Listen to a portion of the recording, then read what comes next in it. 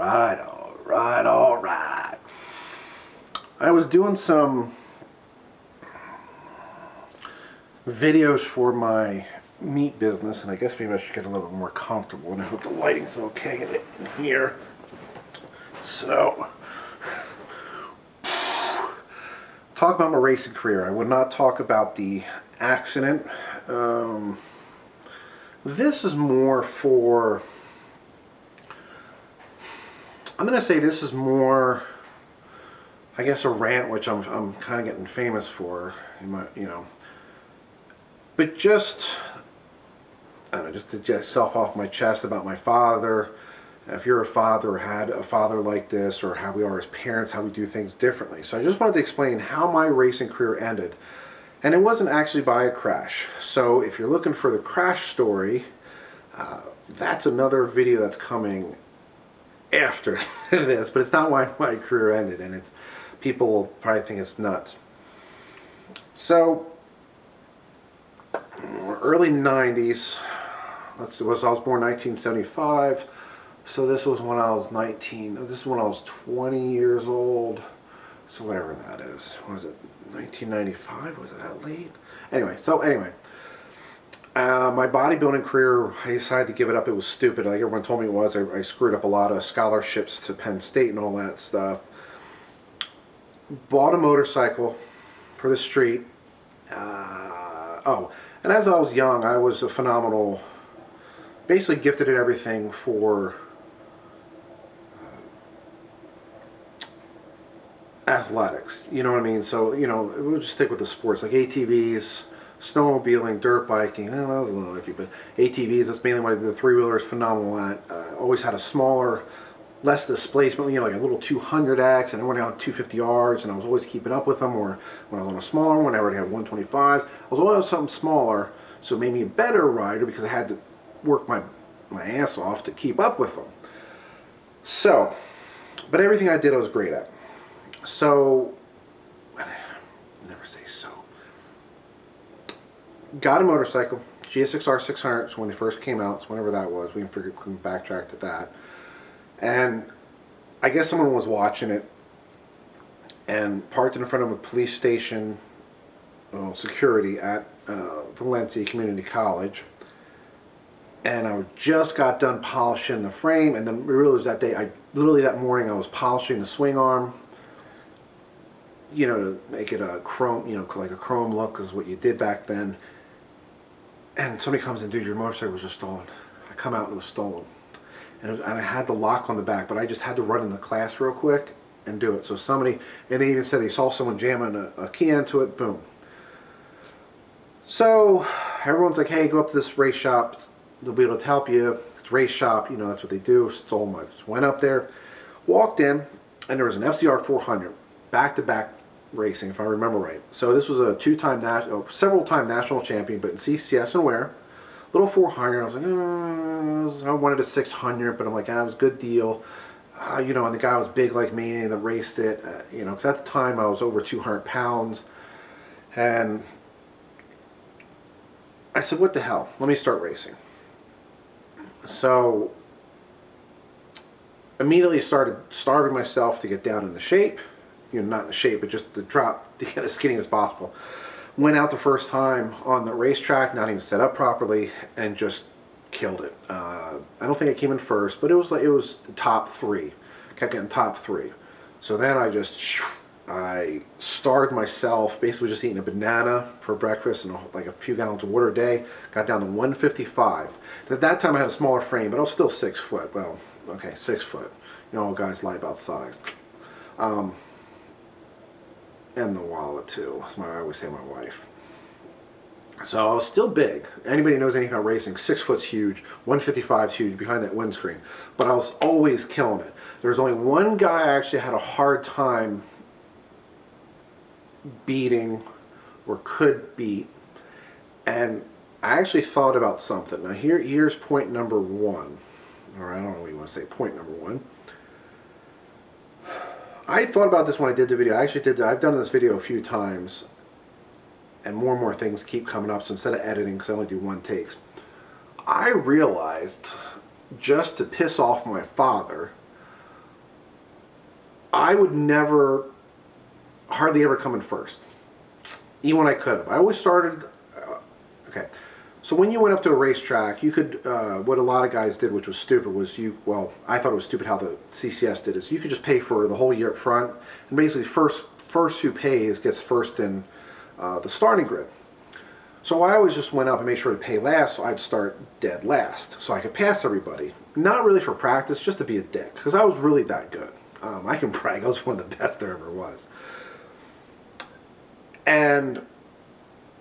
But I always noticed, and here's how it was, how it's best. And I never even thought about a time, but my times were consistent. Say a lap was 131.03, 131.05, 130 point something. It was that close. We're talking only hair off. Maybe it might have been a second or two off, but that's only something happened. But that just shows you how good I really was, because just boom, boom, consistency. And I would get on a complete stranger's bike and do the same thing, not even set up for me, and just totally kick ass.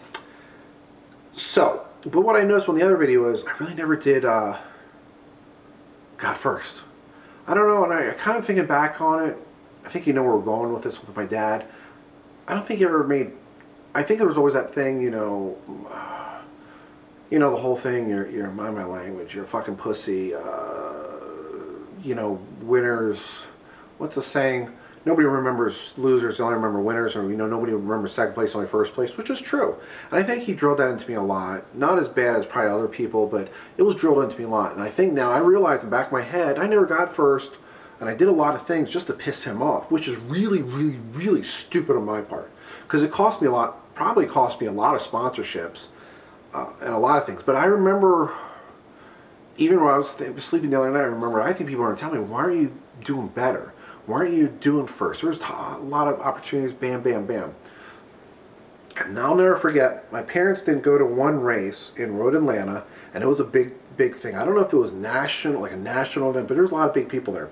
So I was on my 400, and we're going back in the 90s when everything was a big difference. Like when you took a stock motorcycle 600, which I'm just throwing them, it's 80 horsepower, you get like 130 horsepower out of it if you spent a ton of money into it. Nowadays you can't do anything to them. You could spend $100,000, you could spend a fortune, and you can't do anything. You can't change the pistons, you can't change the cams, nothing's happened, because from the factory they're blown out. So whether you know that or not, I don't follow the new motorcycles much, I just know enough about that. So I'm on a 400, and I was in a race where it was 400s and 600s, and I, for some reason, thought there was close to 50 people in the race. I think I was all the way in the back, and I remember sitting in Atlanta, and you can look online, and I remember it looked like a million bikes in front of me, but I wasn't even thinking about winning them. Seriously, I was just gonna go. I'm gonna have fun. I can remember vividly sitting on that grid going, wow. And I was just in the zone that day. I was just bam, I just remember it was like bam. And I remember coming and just passing 600s, and I remember, and you can see I was just getting closer and closer and closer, and there's only a few people in front of me. I ended up passing, I think it was 33 or 38 bikes. It might have been 38 bikes in the whole thing. I passed 33, and this is only like in 7 laps. And I remember coming down the back stretch, and my flat sides were weren't doing it, and I had to feather it because I was getting nervous, because there's a guy on a big 600, and he's looking at me going, what the hell, it's a little 400. Bam, bam, bam, bam. And so I passed him, blew past him, and he was pissed in the pits too. And I remember being interviewed, because everybody was like, whoa, because I was the shit of the weekend, because I'm on this little 400, and within a few laps just destroyed people with, you understand, so much more powerful motorcycles than me. So I got a name for myself, and it helped, because then I ended up getting a sponsorship after that. Another story for another time. So, and after the crash, which I'll tell in another video, because it's actually a pretty cool video, pretty cool story. My dad's like, oh, I had a concussion, should have been dead. I still had my leathers had pebble marks all through me. I was in so much pain because I crashed at over 130 miles an hour. And all the way home, my dad's like, you fucking pussy, blah, blah, blah. And I'm coming in and out because I was in a concussion. I was coming out, I'm going home, should have went to the hospital, should have been dead, should have never lived, don't know, but anyway. So that's all I heard all the way home.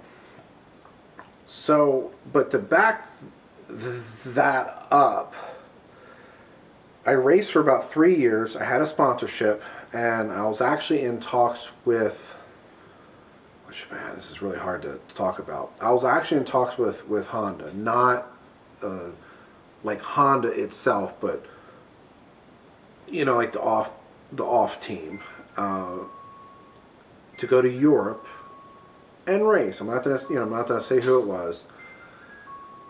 Sorry if you heard that. That was the washing machine going off. Sorry, it's really hard to talk about because it's just, yeah, I mean, I got my awesome wife and kids now that I probably would have never met, but, it's one of those things you look back and you're like, fuck. But I always wanted to race for Ducati, so I was being a dick with them. So, but my dad was like, and this is the thing, why do we listen to our dads? Because my son is almost 7, my daughter's almost 2, but they bow to me, and I don't ever raise my voice at them. I just look at them.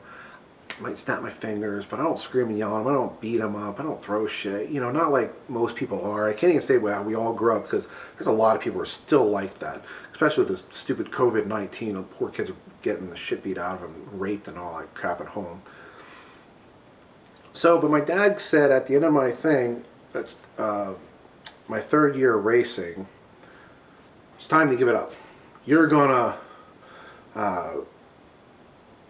sell that motorcycle. It's time for you to buy a house. You're 20-some years old. At this age, I had 2 or 3 kids and houses and blah, blah, blah. It's time for you to boom. And I was like, at the time, I was like, okay. And I was really pissed, but I was like, we all bow to our dad. Why is that?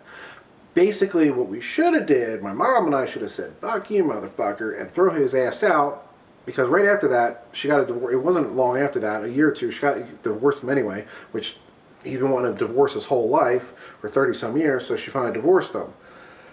So, but and let me back up, because I know there's a lot of people I've explained this to, like, oh. I was living at home. I wasn't asking, okay, I was asking for free room and board, as my dad would say. And I paid. No, I didn't help out with electricity. No, I didn't pay rent or whatever, your room and board. I wasn't asking for anything. I paid for my own. I had my own businesses, and at that time I still worked, I think, for GNC.